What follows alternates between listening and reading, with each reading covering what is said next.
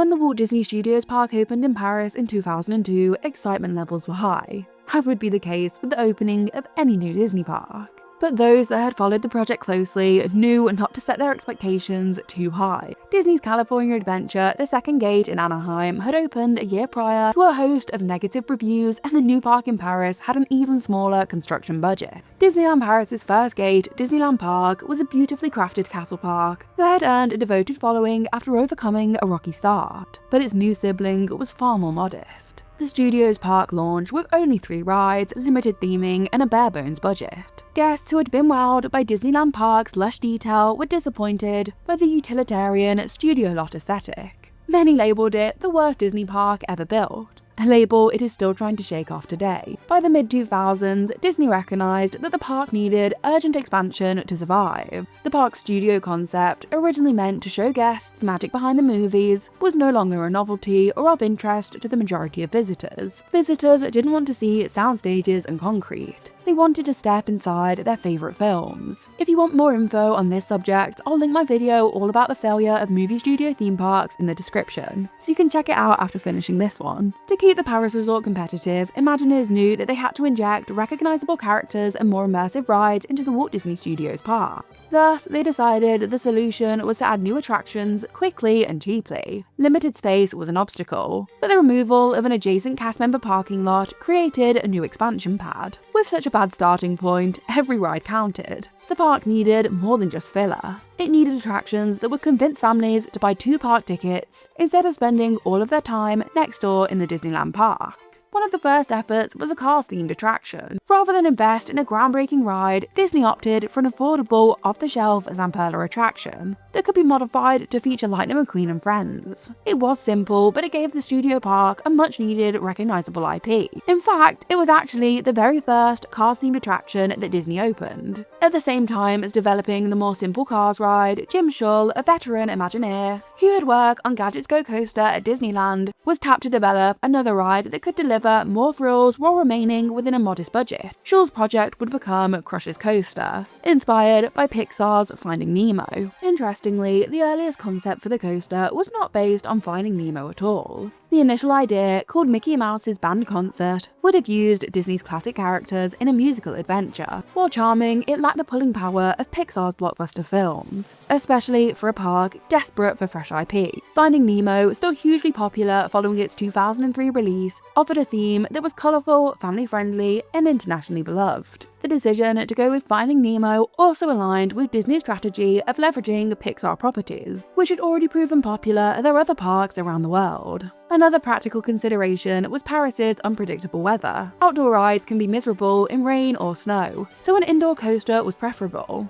The boxy, warehouse-style show building, while visually unremarkable, was inexpensive and easy to erect quickly. To keep costs manageable, Disney selected Maurer Rides, a German manufacturer known for compact spinning coasters. Jim Shull had been impressed by a similar Maurer spinner at Lagoon Amusement Park in Utah, and believed it could easily be adapted into a Disney-quality experience. The spinning element provided an added thrill without requiring an enormous footprint or budget. Crucially, the Maurer design positioned riders so they did not face other guests during the ride, unlike some other spinning coaster models. Disney Imagineers didn't believe that facing other guests while on a roller coaster offered a particularly enjoyable experience. Shull and his team, working with Maurer, extended the track length slightly at the beginning of the ride to add a series of show scenes. These opening moments would establish the narrative and elevate the ride beyond being a simple roller coaster.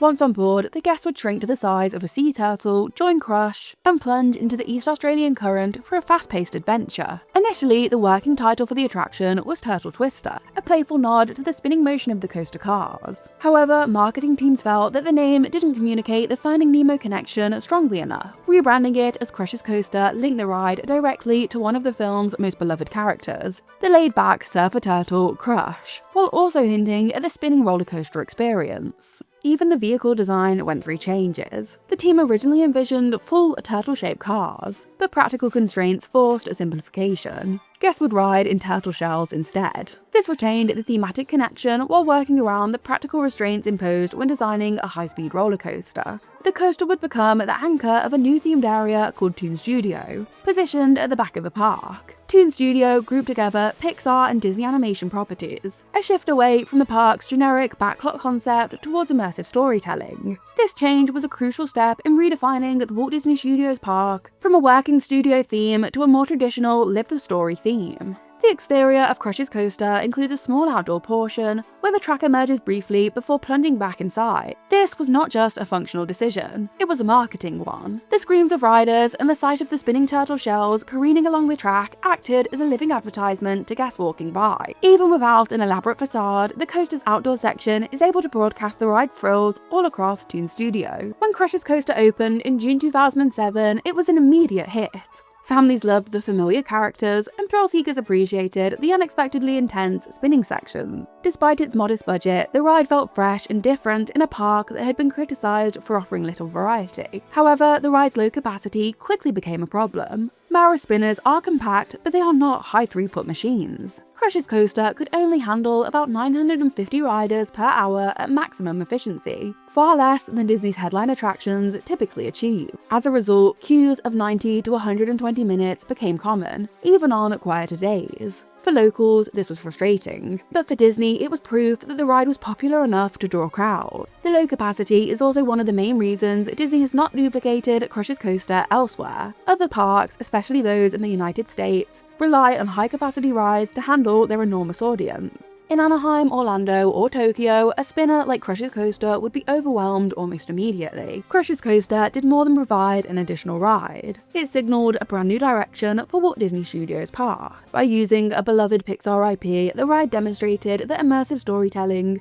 could transform the studios from a lackluster movie lot into a place where guests felt like they had entered the films themselves. Over time, this strategy would be applied across the entire park. Toon Studio, once just a corner of the park, became a hub for Pixar properties, including Ratatouille, which opened in 2014. In 2021, the area was rebranded as World of Pixar to unify the various Pixar-themed areas. This shift is part of a larger plan to rename Walt Disney Studios Park itself as Disney Adventure World in 2026, a move that distances the park from its troubled early years. Looking back, Crush's coaster was a stopgap measure born of necessity. It wasn't intended to be a world-class headliner on the level of Space Mountain or Pirates of the Caribbean, yet in many ways it became more important than anyone expected. Its success helped prove that the studio's park could be revitalized through character-driven storytelling. Even the ride's limitations tell a story about Disney's evolving priorities. The cheap, boxy building, the outdoor, scream-inducing section, and the turtle shell vehicles all reflect compromises made in the name of budget and speed. But those compromises also show Imagineering's ingenuity. With limited resources, they created a ride that still feels distinctly Disney. The roller coaster begins with a gentle, dark ride sequence, immersing riders in the underwater world of Finding Nemo. Animatronic seagulls and glowing jellyfish set the mood before the train is caught in the East Australian current. Following an encounter with Bruce the Shark, the spinning begins, and the ride becomes unexpectedly thrilling, with sudden drops and rapid turns. For many visitors, especially those expecting a tame family ride based on an animated film, this intensity is a surprise. Yet this surprise is part of the charm. The brief outdoor section gives guests a thrilling moment in the open air before they plunge back into darkness. Hearing the excited screams while waiting in line builds anticipation, and as already stated, the coaster's visibility from Toon Studio makes it a natural magnet for passers-by. Nearly 2 decades after its debut, Crush's coaster remains one of the most popular rides at the Walt Disney Studios Park. For Disney fans and industry observers, Crush's coaster is a fascinating case study in theme park design. It illustrates how constraints, budget, space, and time can spark creative solutions. Jim Shull and his team took an off-the-shelf ride system and, with clever theming and storytelling, turned into a beloved attraction that helped save a struggling park. Crush's coaster may not have the grandeur of Space Mountain or the technological marvel of Ratatouille, but its impact on the Walt Disney Studios Park cannot be overstated. It arrived at a moment when the park desperately needed a crowd pleaser, and proved that even a modest spinner coaster could become a signature attraction with the right theme and storytelling. Today, as the Walt Disney Studios Park prepares to shed its old identity and transform into Disney's adventure world, Crush's coaster remains a bridge between the park's troubled past and its promising future. The ride's cheerful energy, familiar characters, and surprisingly thrilling layout remind guests, and Disney itself, that even under tight constraints, creativity can flourish. In a sense, Crush's laid-back surfer philosophy perfectly sums up the coaster's role. When the current gets rough, sometimes you just have to go with the flow. Thank you so much for watching. Let me know your thoughts on this unique Disney roller coaster. And don't forget to like, subscribe, check out some of my other videos and the links in the description.